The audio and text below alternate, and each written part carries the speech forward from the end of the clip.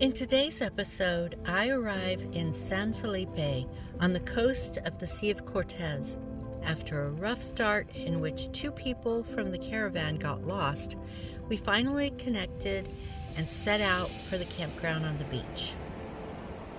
We spent 4 nights there, waking up to glorious sunrises, morning meditation and yoga, eating delicious food, going for walks and hikes, and sharing our unique interests with each other, like photography, cooking classes, a history lesson, and I led a writing workshop. I can't wait to tell you all about it, to share with you the beauty of Baja and the Mexican hospitality.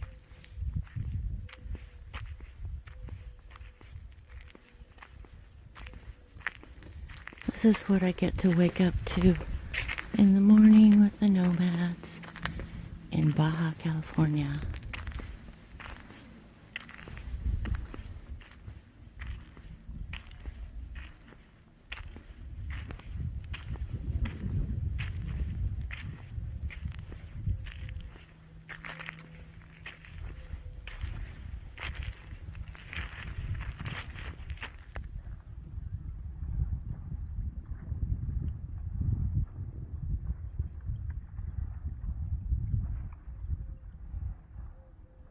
So it turns out that my first stop is San Felipe, which is on the Sea of Cortez. I'm not exactly sure how this body of water works, but basically the peninsula that is called Baja California Sur, which translates as the lower southern California, and it's a peninsula, so it's surrounded by 2 bodies of water, the Pacific on the west side and I think it's called the Gulf of California, but then there's this also body of water called the Sea of Cortez, so maybe that's up in the pocket.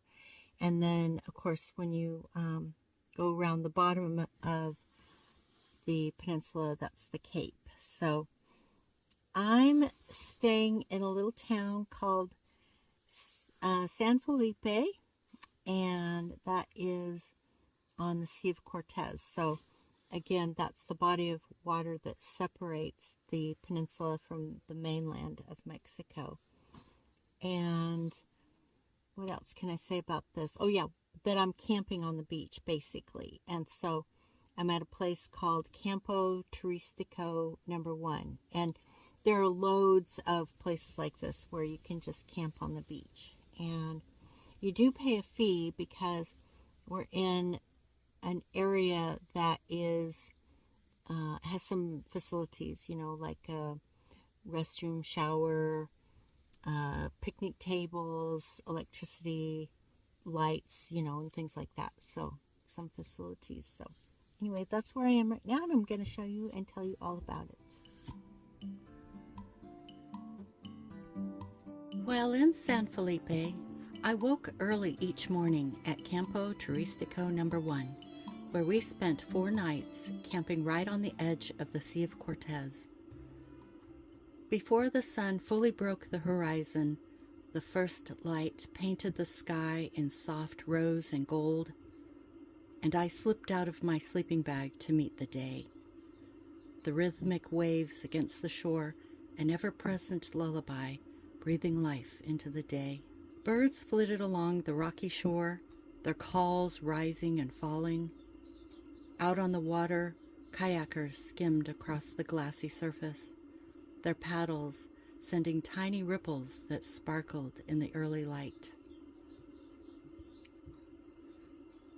With my morning coffee in hand and my journal open, I watched the sunrise turn the world bright again, the sea a mirror for thoughts, sometimes calm and reflective, other times restless and shifting.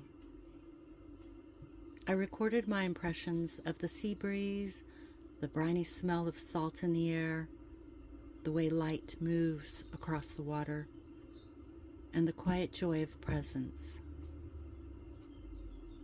After writing, I settled into morning meditation and yoga, stretching into the day with gratitude, letting the sound of the surf guide my breath, and grounding my senses in the stillness that only a shoreline dawn can offer. San Felipe is a town shaped by its surroundings. Tectonic tides that retreat nearly 2 kilometers at low tide. Desert landscapes that meet shimmering sea, and a culture rooted in both fishing and hospitality. Founded in 1916 as a small fishing port, today it remains a place where tourists and residents alike gather to appreciate the stark, quiet beauty of the Gulf of California's eastern shore. But beneath this beauty lies a more urgent story, that of the Vaquita porpoise, one of the most endangered marine mammals on Earth. The Vaquita is endemic to the northern Gulf of California, also known as the Sea of Cortez, and once numbered in the hundreds. Today, scientists estimate that only a tiny handful remain, with acoustic monitoring suggesting perhaps fewer than a dozen or just a few dozen individuals are left in the wild. Unfortunately, this decline hasn't been natural. It's been driven largely by the illegal fishing of another endangered native species, the Totoaba. Fishermen set gill nets to capture Totoaba for their swim bladders, prized on the black market in China. But these nets also ensnare vaquitas, causing them to drown.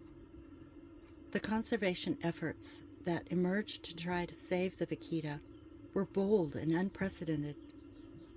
National Geographic's 2019 documentary, Sea of Shadows, chronicled during undercover investigations into the Totoaba trade and the efforts of scientists and conservationists trying to protect the vaquita. In 2017, the Vaquita CPR rescue operation was established near San Felipe with international support and an investment of millions of dollars to try to capture and temporarily relocate surviving vaquitas to a safer sanctuary. Though it marked a historic effort, the program ultimately ended without reversing the species' decline after captured animals showed harmful levels of stress and other complications.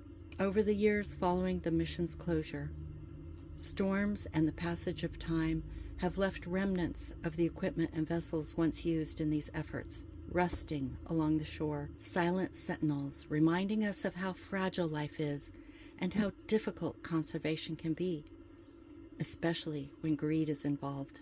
The hulk of metal now sits beached like a sculpture of loss, etched against the horizon where my mornings begin. Today, local and international groups like Sea Shepherd's Operation Milagro continue to patrol the upper Gulf, removing illegal nets and defending what remains of the vaquita's habitat.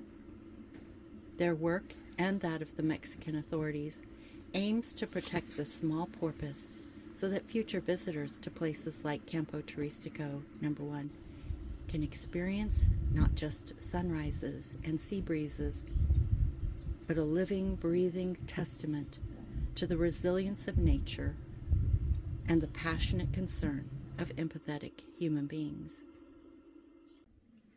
Don Juan said that for an average man, the world is weird because if he's not bored with it, he's at odds with it. For a warrior, the world is weird because it is stupendous, awesome, mysterious, and unfathomable.